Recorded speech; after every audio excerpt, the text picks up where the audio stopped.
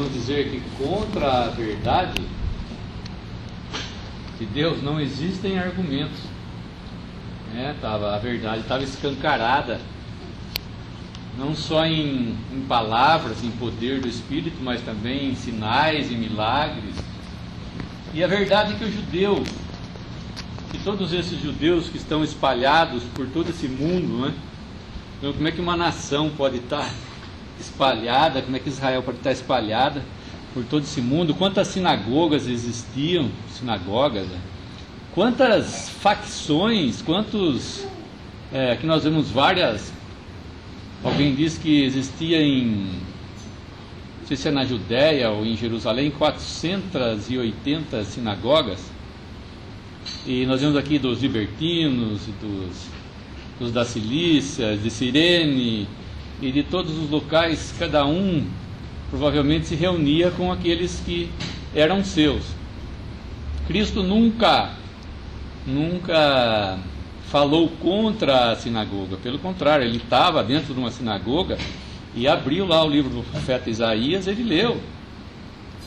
A sinagoga não era o templo, não era o altar onde se fazia sacrifício, embora se saiba que em muitos lugares os judeus criaram o altar de sacrifício, etc. Mas a verdade que o judeu tinha que saber era que Cristo, esse Jesus de Nazaré, era o Messias. É só isso que Deus queria que eles soubessem, até hoje, que ele, aquele Jesus de Nazaré que ele estava falando, era o Messias. E ele também pensava, como Moisés, sem muito entendimento, que o povo haveria de entender que ele seria o libertador. Claro que depois de 40 anos ele vai libertar o povo de Israel realmente. Mas ele cita aqui que Deus levantaria outro profeta, como Moisés. A ele ouvireis. Ele iria libertar o povo dos seus pecados, salvar o povo dos seus pecados. Que não era só tirar de uma escravidão humana, uma escravidão diabólica, uma escravidão do diabo. Ele veio para salvar, tirar o povo dessa escravidão, que era do pecado. Eles tinham que entender isso. E quando nós não temos como argumentar, ou a gente se retira, ou a gente bate na pessoa, Melhor dar umas palmadas nele para ele se calar. E eles aqui não quiseram ouvir mais. Taparam seus ouvidos e gritaram para não ouvir o que ele estava dizendo. E hoje eles não estão diferentes, O povo não está diferente, tanto os judeus quanto as pessoas que às vezes a gente fala de Cristo, eles preferem não ouvir. Se a gente tenta argumentar, eles não querem ouvir. Basta o que você está falando. Os homens rejeitam a verdade tão pouco, Cristo, a gente chega a falar para não ter que ter muito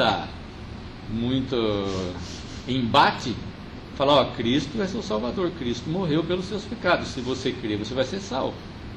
É só isso daí e tchau. Se ele ouvir a palavra, está muito bem. Nós vemos aqui também um fato, que Paulo estava lá.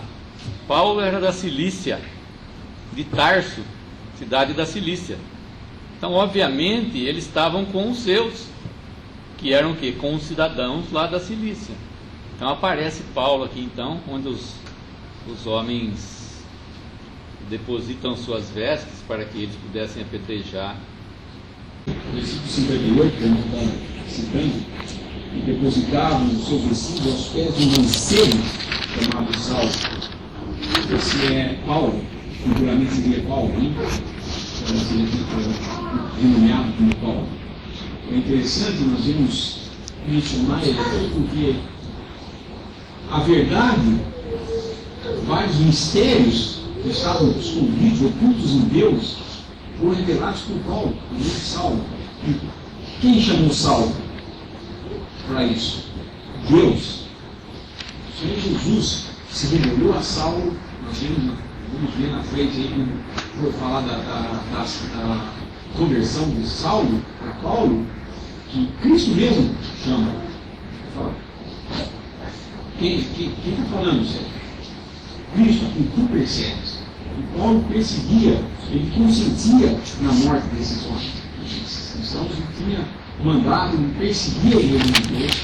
E esse Paulo, no final, vai falar: eu sou o principal dos pecadores. Por que ele era principal? Porque ele era um devasso, adúltero, ladrão? Não. O principal dos pecadores, ele dizia que era porque ele tinha, no seu zelo judeu, ele tinha perseguido a igreja.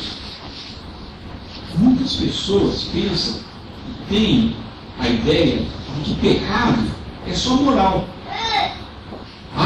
É roubar, é matar.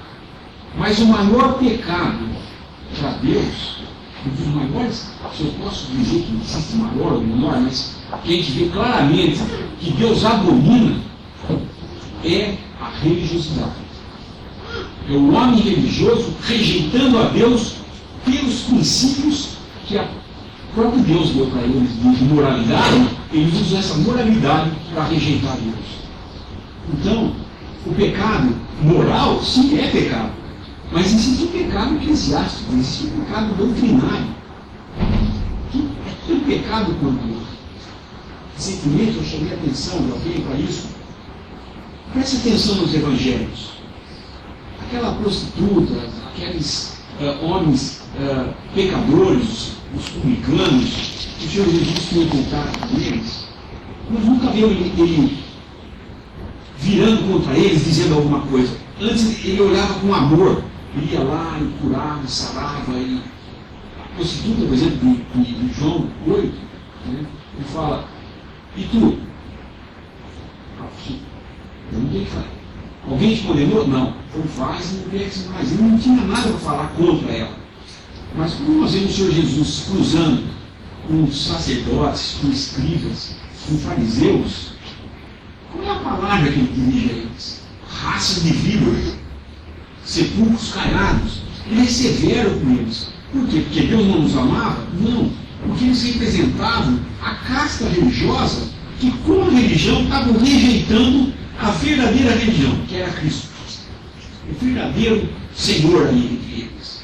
Aquilo que era o modo como eles podiam chegar até Deus, eles estavam rejeitando, achando que iam chegar até Deus através do que a sua religião dizia que eles faziam.